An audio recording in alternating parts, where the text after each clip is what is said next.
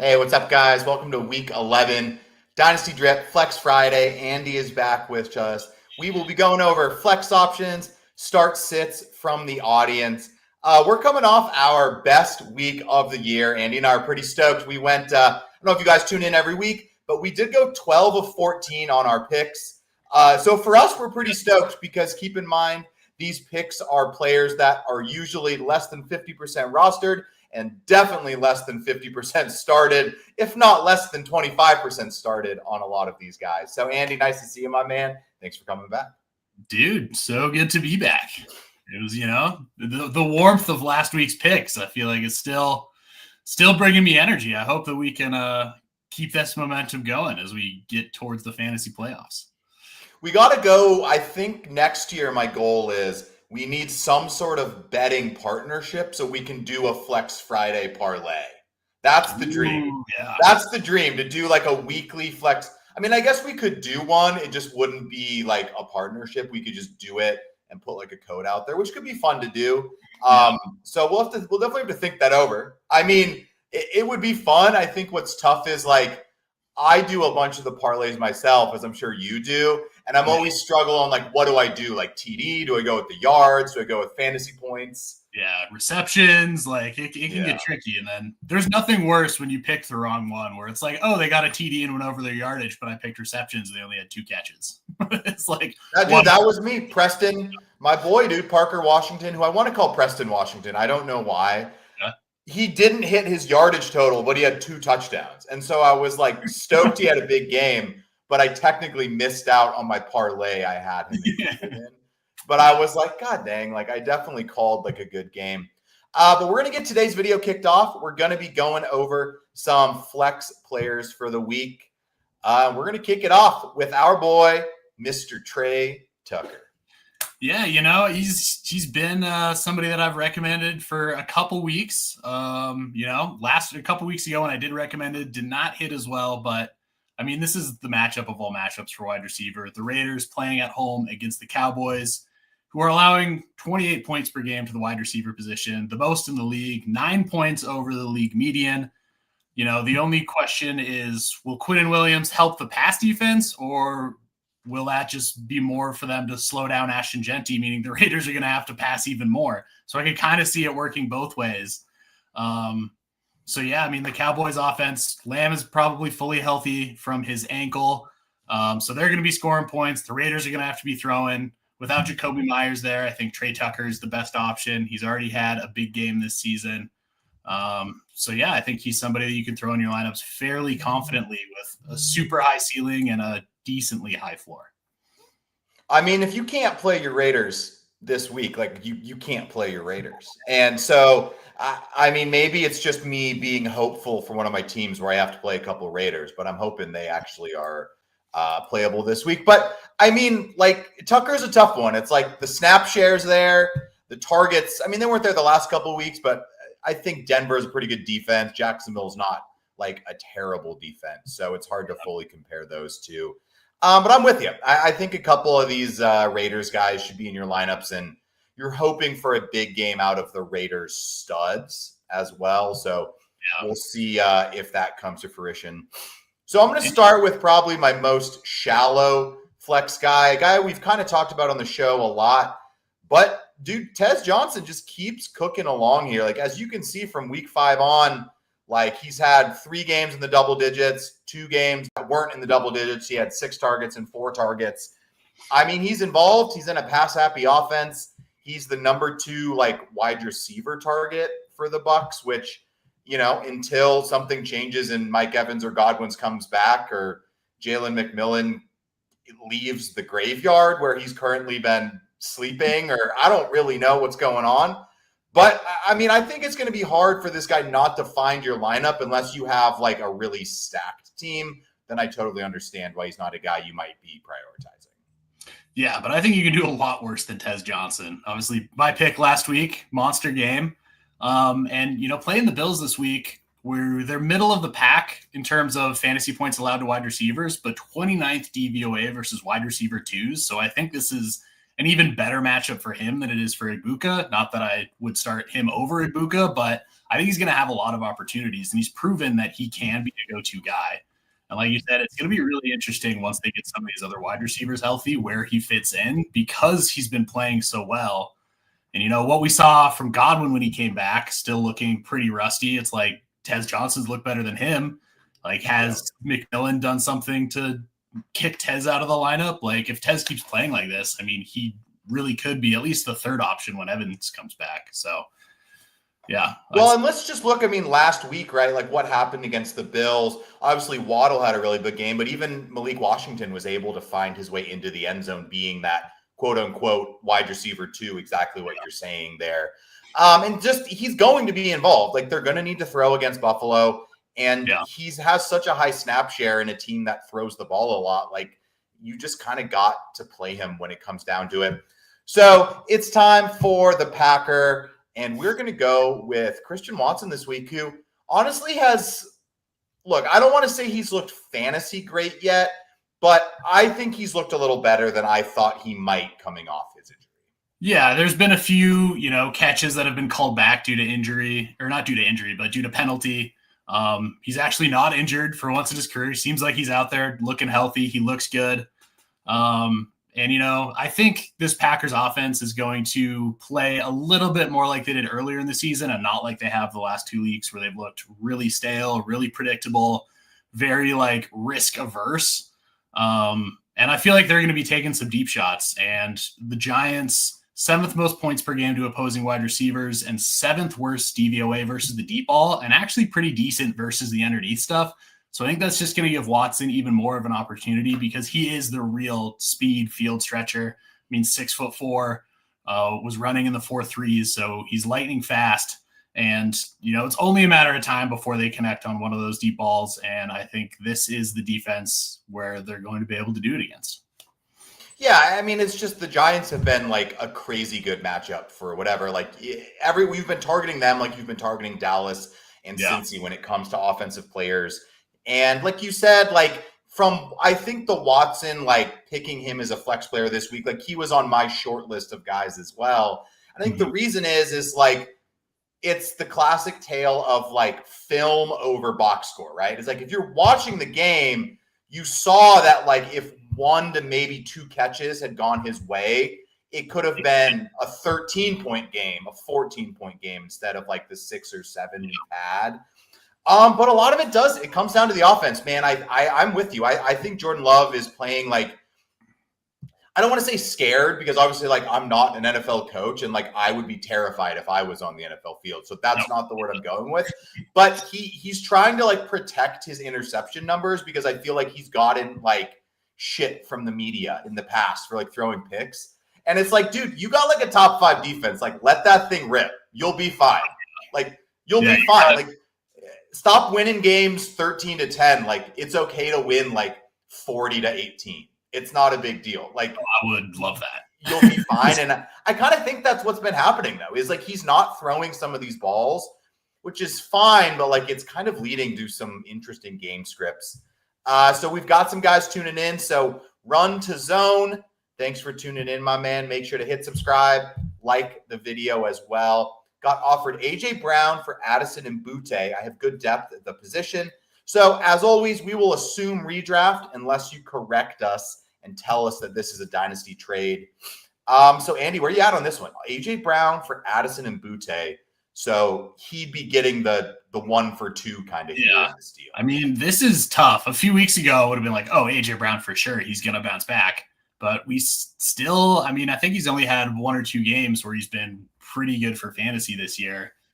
Part of me still wants to take the risk on AJ Brown, especially if you're deep and you have like other starters where it's like you're debating between Addison and Butte each week. But like Brown has not been the same AJ Brown productive wise that we've seen. And I don't think it's a knock on him. I think this offense has just struggled a little bit more for whatever reason. Like the run game hasn't been going as well with Saquon, and that makes it so it's harder for them to get it going in the passing game as well.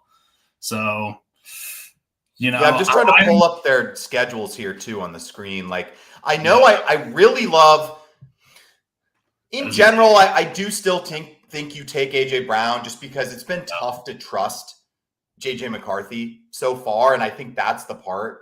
Whereas like if this was Carson Wentz, I actually think I might be going the Addison side of this.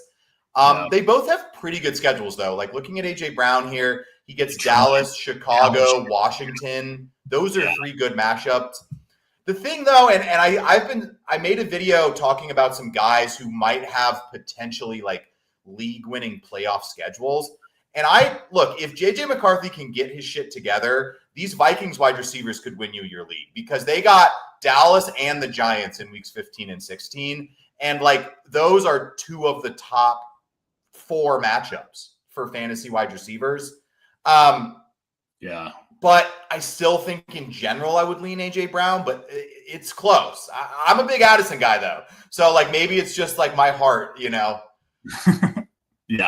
Let's see what else he has here. Should I take it? I have JSN, DK, Rome, and then my guess would be Addison on top of that. So, and Mike Evans. Yeah, I would take the flyer if that is your wide receiver room because like you're playing JSN every week. You're probably playing Rome almost every week. Yeah, and then you're choosing AJ Brown or DK. Based on matchup. You go AJ Brown, and if you get sick of it, you just start playing DK again. And honestly, sometimes I don't hate trades where it's like, you like AJ Brown maybe a little bit more, but it also makes choosing who you're going to start that week a lot easier. Mm-hmm. And you're clearing the roster spot could be big for like at this time of year, like an RB handcuff kind of vibe, like pick up Brian Robinson if you had CMC or something like that. Yeah. So hope that helps, man. Make sure to subscribe. Come back every Friday to us. Mark, we love you, dude. I see Mark in the comments all the time. Mark is a big fan. What's up, man? So if BTJ plays, do I start him over? Yes. I mean, I really think starting Tyrone Tracy is rarely the move unless you're like desperate. I just don't think there's any excitement in that move for me. And I think even stats wise, I don't know. Where are you at on that, Andy?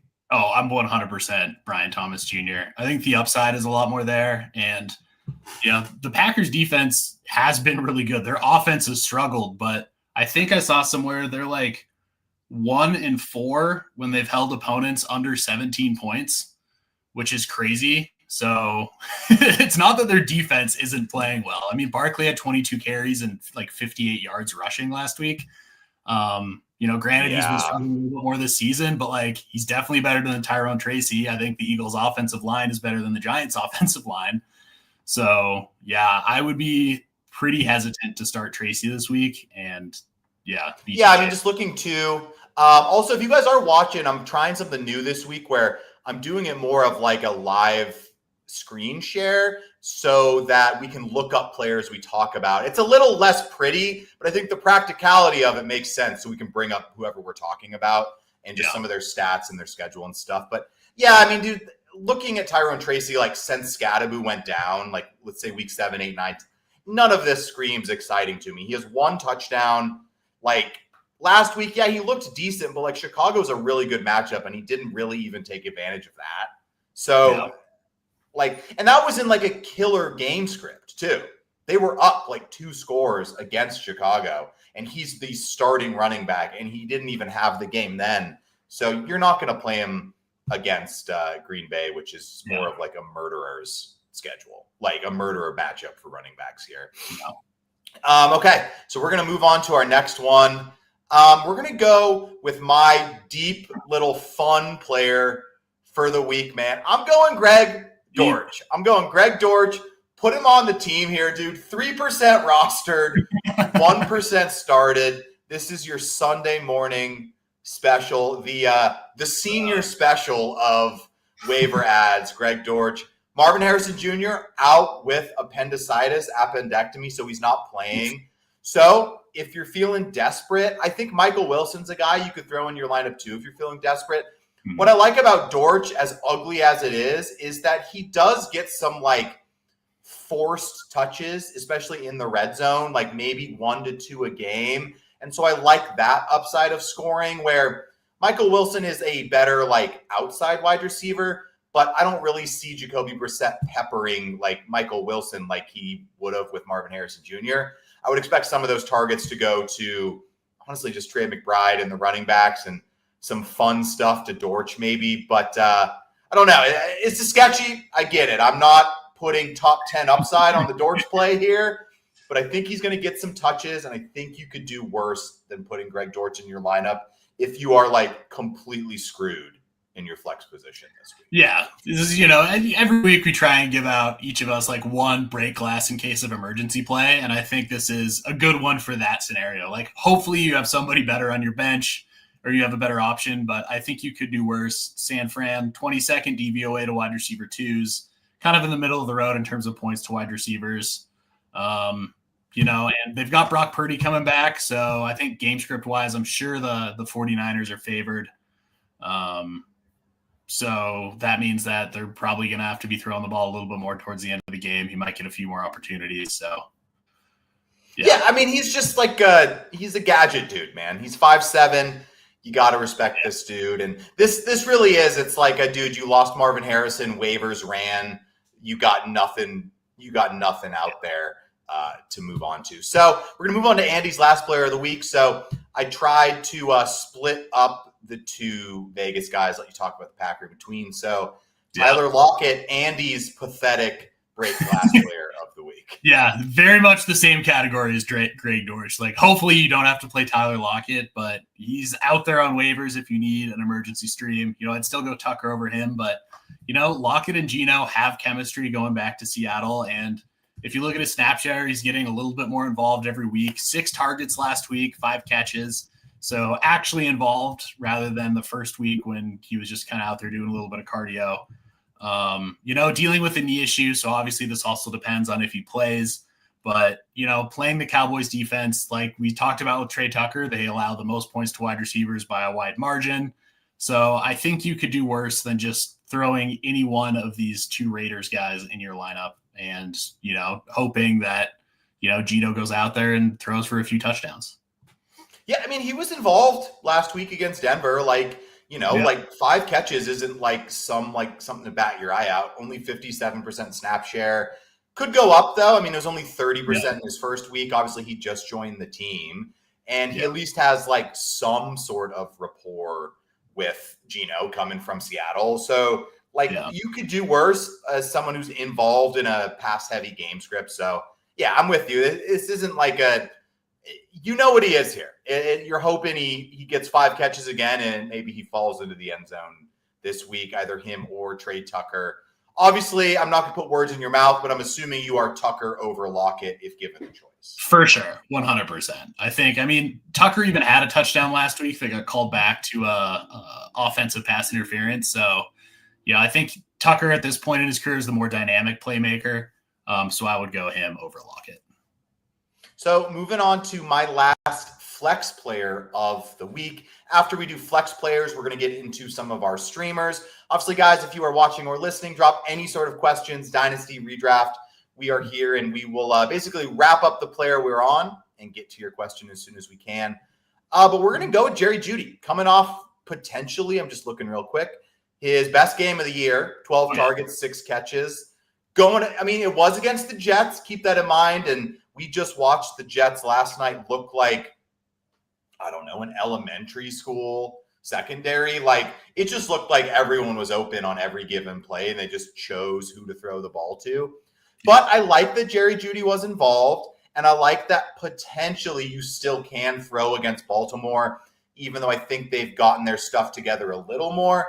Maybe we're seeing that Jeudy is, per chance, Dylan Gabriel's go-to target, although it's kind of hard because it's really not how the Browns want to play the game. I do think the thing that is in the Browns' favor is that I do think they might sneakily be in this game. They actually are, I think I was seeing the other day, they are 3-2 in Cleveland against Baltimore in their last 5 or something. That could be against the spread, but Baltimore technically usually plays pretty bad at Cleveland in these matchups. So they might kind of be in this game. I don't know. What are you thinking with Jerry Jeudy here, Andy? Yeah, I mean, I'm just kicking myself for picking Cedric Tillman as my guy instead of Jerry Jeudy last week, and would have gone perfect on the selections. It seems like they wanted to get him involved more, and they actually made it happen. So yeah, if he's getting that kind of target share again, this Baltimore defense, 25th DVOA to wide receiver ones, 5th most points to wide receivers. Obviously, there's a period of time where they're missing a bunch of guys, but even with them back, I don't think they're, a top 10 defense in the league. So yeah, if he keeps getting peppered like he is, he's a guy that I think you can throw in your lineup in any sort of plus matchup like this one is.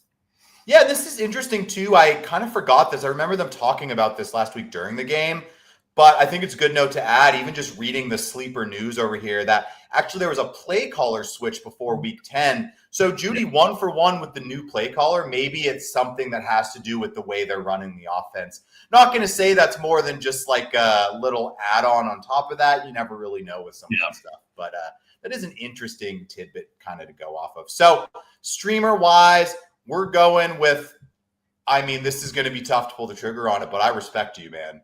Tua Tagovailoa, as Donnie T says it, man. Going up against Washington, which has been a pretty good matchup. I really don't know what happened to Washington this year, man. It's been disgusting. Yeah, I mean, I think a little bit of injuries and a little bit of, they just, I think, played a little bit above their actual talent level last year, had a little bit of a Cinderella run and kind of came back down to earth. And I think the future's still bright for them, though. I think they're going to be a good team. Eventually, just I don't think this year is the year. And yeah, they're playing in Madrid. So we got the early morning Sunday game where they get to take on the Commanders. Commanders allowing the second most points to opposing quarterbacks. And, Tua in certain matchups has played well, and sometimes even matchups where you think he's going to play good, he plays terrible. So it really depends which Tua we're gonna get.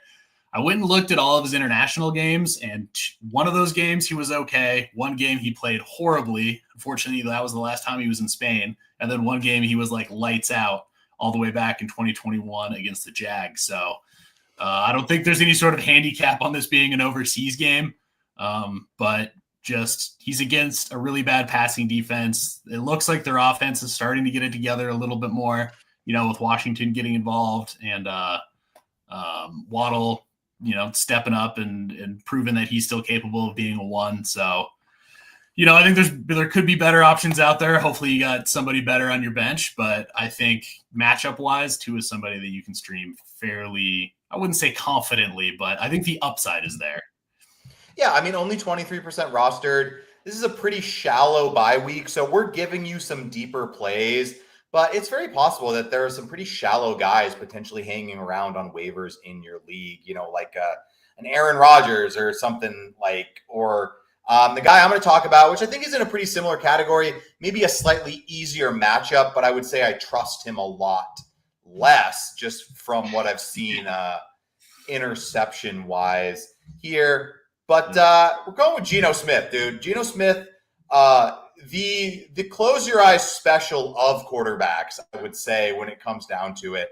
He's rough to play. I'm really glad I don't really own him anywhere because I'm already putting up with Justin Fields nonsense in a league, and I don't think I could take Geno in addition to that.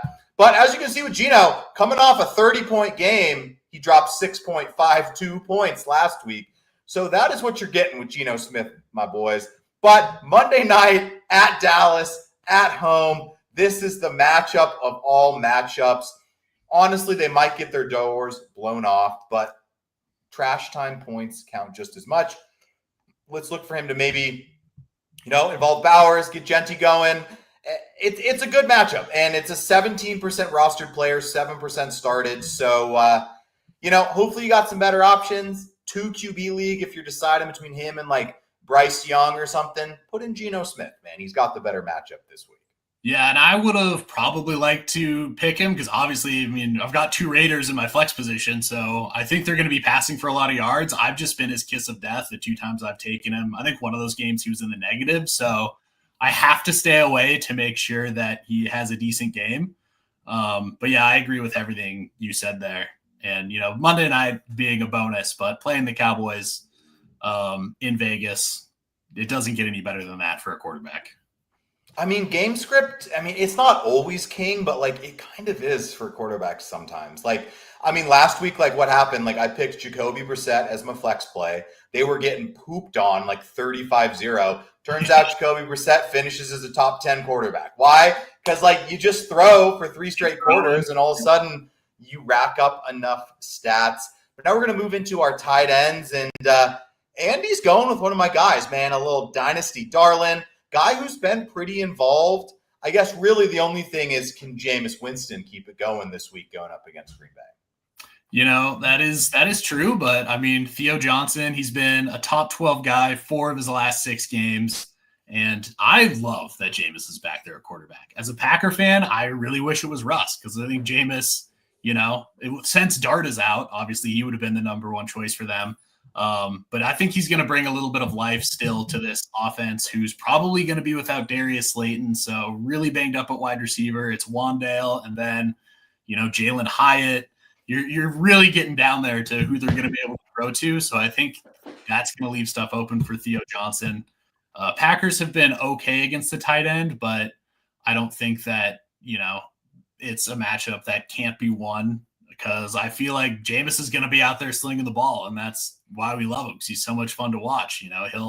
He'll throw it into those tight windows, and sometimes it's a big play, sometimes it's an interception, but he's going to give his wide receivers at least opportunities to make plays. And with how banged up they are, I think you could do a lot worse than Theo Johnson.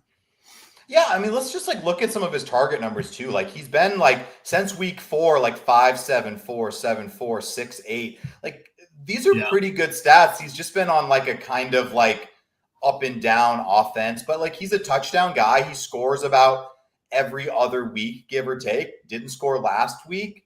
I mean, Green Bay's been like, for how good of a defense they've been, like I would say like tight end is one of their like weaker spots, at least like DVOA wise. It doesn't mean like it's the end all be all of that stat, but like it is one place they haven't been as dominant as they've been in other positions. I mean, Goddard had a fine game last week against them, and I like Theo Johnson, man. He's a guy I targeted in Dynasty. I mean, I like that he's matched up potentially with Jackson Dart for his career moving forward. I think he's a guy that has a chance to get in the end zone, and like it's only good if Slayton's out, because like just like you said, dude, it's Jalen Hyatt.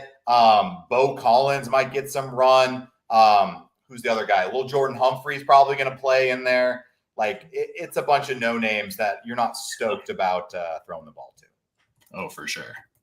So moving on to my tight end of the week. Call it a handcuff, call it a comeback, dude. I'm going with Dalton Knox going against Tampa Bay. Obviously, Kincaid ruled out with the hamstring injury. Knox saw 4 targets last week. Basically, most of them came after Kincaid went down. So I think he's going to be involved. I think he has a chance to score. Tampa Bay is not the worst matchup here for tight ends. And I just think this game could be a little high scoring. So for me, this is kind of the, like, if you're missing Kincaid, he just got ruled out today earlier. It was thought he was probably going to be out, but if you were holding out hope, I have enough confidence. Go pick up Dawson Knox. Don't drop Kincaid.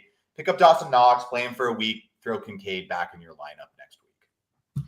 Yeah, I totally agree with that.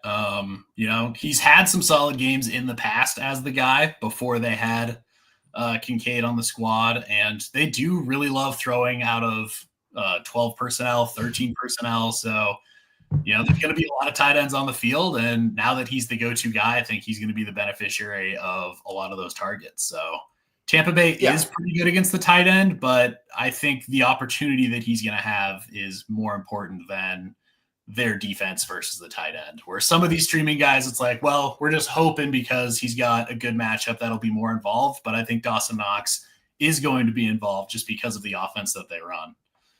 I just think there's also too, like, this is one of those things where it's like, I think there's a lot of guys that you could potentially be playing this week that are above our like rostership starting like numbers here. But like, even look here, like I think Mark Andrews is a good play. Only 52% started. Like it's a real shallow week. Like, yeah, you're missing like Juwan Johnson and Jalen Warren, but like other than that, like, dude, there's a lot of guys around that you could basically lean on. And we're giving you some desperate plays, but like there's a lot of tight ends, and we're going pretty deep with some of the guys we're suggesting here.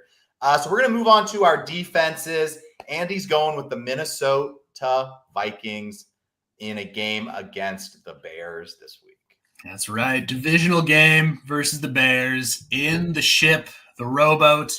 And I just like division games for defenses. You know, they have a chance of getting a little bit nasty, a little chippy. And Brian Flores' unit did pretty well against the Bears in week 1. So, you know, I think they'll continue to be a problem for Caleb Williams and the Bears offense. I think that offense is pretty good, but I think this Vikings defense is also pretty good. And, you know, Flores loves bringing in crazy looks and interesting blitzes, and it's going to make it a challenge. So, you know, I think anytime you're looking for somebody to stream, you missed out on picking some of the guys up off waivers earlier in the week. I think division games where they're playing at home are, you know, matchups that you like to target. And then the benefit of the Vikings actually have a pretty good defense as well. Yeah, I mean, you can tell by these like rostership starting numbers, it seems like a lot of people are staying away from them, just being like the Chicago matchup. But you only got to go back 2 weeks to see that, like, you know, they put up 11 points-ish against Detroit. So, like, they are able to have good games against good teams just because of the way they play defense. Like, they're a very, like, risk-heavy team. They come at you, they stack the line of scrimmage. So if they get those high sack numbers, like, it's fantasy football. It doesn't mean they have to win the game. It doesn't mean they have to hold them to 0 points. They're just looking to force some sort of plays here. And I think it's a pretty similar idea here for me going with the Atlanta Falcons here going up against Carolina. Like, yeah, I mean, I don't think Carolina is going to blow the doors off them points-wise. But when it comes down to it, the Falcons are like a turnover and a sack fantasy football defense, right? Look at their last 2 matchups, 6 sacks, 7 sacks. Fumbles, interceptions in both games, going against really good offenses in New England and Indy. Now they get a much better matchup going against Carolina. And I think you put about out their home game. And my favorite thing about the Falcons, they're a team I definitely prioritized adding in a couple of my leagues. They were under 50% on both of these numbers when I wrote them down this morning. As you can see, they've already risen to above 50% on both numbers. But what I love about them is that not only are you going to play them against Carolina this week, you can probably run them out there for 3 straight weeks at New Orleans and at the Jets in weeks 12 and 13. Oh, for sure. And I feel like they're going to have an extra chip on their shoulder for this game because they lost 30-0 to the Panthers earlier in the year. And now they get them at home in Atlanta. And I feel like this defense is just going to be, I feel like they've been thinking about this since week 2 or 3 when that other game happened and wanting to get revenge. And, you know, very narrative-based analysis, but sometimes that does play a big factor in how a team does. And, you know, moving forward, I know they've got a couple guys who are banged up who will be coming back. Some of them maybe this week, but like Divine Diablo, I think he's coming back against New Orleans, and that he's a big part of their defense. And so especially for the weeks moving forward, if you're able to pick him up now, I think you got, like you said, 2 more fantastic starts at defense. Yeah, and I like that, man. It's so helpful when you're getting to this part of the season and you're trying to conserve like some sort of fab budget if you play in a fab league like most of mine are at this point, where it's like, dude, I don't want to have to play this game where every week I'm picking a defense up. I want a defense I can play a couple weeks at least, and I don't want to have to go back next week, and I think they're great for that. So we are going to move into our kicker part of the show. The part we are so good at, man. Close your eyes. We did both hit on our kickers last week, though. I want to be clear. Let's go. So maybe we have turned another leaf here. Going with Evan McPherson, Andy, going up against the Pittsburgh Steelers. Yeah, and I'm just hoping that this game is another shootout. I mean, that was one of the most entertaining games of the year, at least in my opinion. It was, you know, either I think a Thursday night game a few weeks ago where it was just back and forth and all sorts of scoring, where McPherson had 4 field goals and 3 extra points. And, you know, if it's anything like that, then it's going to be a good game. So, yeah. Yeah, I mean, McPherson's been good since Flacco's been back. He had 1 off game going against Green Bay. But like you said, I mean, had 15 against Pittsburgh, 8, 10, then the bye. Like, he's a really good kicker. People forget, man, like he was really good in that playoff stretch for the Bengals. It's just kicking is so like a little random, a little game scripty. Like, it's hard to fully pin it down. I'm just running it back from last week, man. We got the record breaker Cam Little, the Walmart cigarette counter worker Cam Little with the skeevy little mustache. But I love it, dude. He's got a big leg. Also, what I like, I mean, look, this is kind of like you said, it's like, is this real analysis or is this just we've played fantasy football a long time? But like, I feel like when you go against a good defense, like the Chargers are like a good, not great defense, that's where the field goals come. Like, you got to move the ball enough, but then you need to stall out. And I feel like that could happen here. I just like that he's got a big leg, and you could tell they at least are like putting him in position where he's one of those guys where if it comes down to the end of the half or the end of the game, like he might be attempting some 60-yarder, which could get you those 5 points to really like swing your matchup at that point in the game. I mean, it's just it ain't crazy, but. No, yeah, he's got a massive leg and he keeps making those big kicks. And I feel like they're getting confident where, hey, as long as we can get the ball to the 50-yard line, we're within Cam Little's field goal range. So we'll just let him start to rip it anytime we get close to midfield. And, that's a great place to be with a kicker. So if you guys are still watching, make sure to drop any questions you have. Looks like we're a little lighter on questions. But our last thing we're going to do is go over our picks from last week. Too bad there's not 2,000 people watching right now because we killed it last week, Andy. Oh, yeah. I'm proud of us. I hope you're proud of yourself. Just looking at this, like this was so pretty to input into our spreadsheet here. Going down Andy's picks, Jags D, DST 11 with 8 points. Jason Myers, this is a new one. Kicker 1 on the week. You love to see it. Kicker 1, absolutely nailing the pick here. Let's go. JJ McCarthy, QB 14. I'm giving you that. Still a pretty solid game. Dalton Schultz, tight end 4. Tez Johnson, wide receiver 8. Darius Slayton, wide receiver 28. And as we covered with Cedric Tillman earlier, you were close. One of the Browns receivers had the game. Just happened to be Jerry Jeudy. Looking at your hit rates, you were up to 41% at flex, 71% on those DSTs, and 38 at kicker. For me, Carolina Panthers, the only miss, and they weren't terrible. I think they were like DST 15 or 16. Sometimes when I get past the top 12, I just put X's and we don't really need to learn about it. But Cam Little, kicker 5, Jacoby Brisket, as I call him, QB 10, Theo Johnson, tight end 8, DeMarcado, RB 19, Pearson, Washington tied for wide receiver 14, wide receiver 15, whatever you want to call it. But in general, I felt great watching Red Zone last week, dude. Our guys' names were popping off all day. Oh yeah, it was a fun time. It was a fun time for sure. Yeah, but in general, we like to go over at least what our past picks were. So if anyone watching, like, you at least know we're holding ourselves semi-accountable. We're not trying to lie to you or anything. And look, we're obviously not perfect, but we do choose low percentage guys. I want you to know, like, you'll never see us choose guys that are like must starts. It's much more of a desperation flex show than it is a start sit show, I would say. I don't really know exactly, but doesn't look like we have any more questions for the show. So we're going to get out of here, but thank you guys for watching. If you did make it this far, as always, if you have any questions, comment on this video, comment on any video. We're here to help you. Andy, thanks for coming, my man. Dude, thank you so much for having me. And we'll catch you guys next week for Fleck. Oh, we got one more question last minute. The nick of time. Okay. A Manster or a Monster 23. Oh, no, you're good, dude. We got you. I was just about to hit end stream, and you're totally fine. Full PPR. Do I sit Pitts, Otten, Theo? Also for my flex, do I go with Vidal or Debo? So it looks like a tight end start question and then a flex question.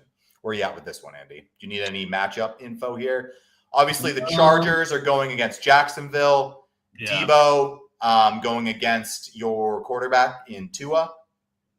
And Miami. Pitts going against Carolina. Otten, Theo. I'm definitely going Vidal at my flex. I can tell you that before I dig into this. I think Debo's fine, but like it's just not exciting playing any of these guys without Daniels there. Like Debo had a pretty trash touchdown like last week that kind of saved his game. It didn't look pretty. I don't know where you at on the flex one there, Andy, or the tight end ones as well. Yeah, the flex one is a little tough. I mean, the let me see, the defense for the Dolphins to wide receivers, I don't think is super great, but I don't think it's super bad either. I think they're a lot worse against the run. Let me see. I'm trying to see where they are rankings wise. I mean, I just like, for me, Kamani Vidal coming off 21-point game last week, 93% snap share. Like, he's got one more game going into the bye. They're going to ride him again. Hopefully Hampton's back. But I just like that. I just think it's safer. Tight end wise, I honestly, dude, I think I'm going Theo. I just don't trust Kyle Pitts, dude. Like, he dropped a big play last week. And Theo Johnson is just getting more targets on a consistent basis than Kyle Pitts is getting. Yeah. Yeah. Otten's interesting too. I mean, I think he's kind of in the same sitch, but yeah, all I will say is the Bills are the best defense in the league now against the tight end, like them and the Eagles. No, then I'm going Theo. I would definitely sit Otten, and I think you can decide between Theo and Pitts. Pitts on paper has the far better matchup, but we've seen him in plus matchups not do a lot this year, whereas Theo has been a little bit more consistent. So I would lean Theo, but I don't hate starting Pitts. And then, after looking at a little bit more information, I would definitely go Vidal. I think the Dolphins are allowing, it's like the third or fourth fewest points to wide receivers.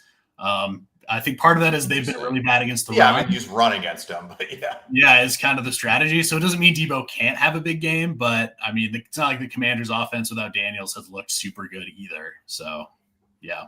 So hope that helps you out, Manster. Make sure to hit subscribe, hit like, man. Appreciate you tuning in. We always we're here to try and help you. So your questions are always welcome. But for everyone else, we will catch you guys next week for Flex Friday.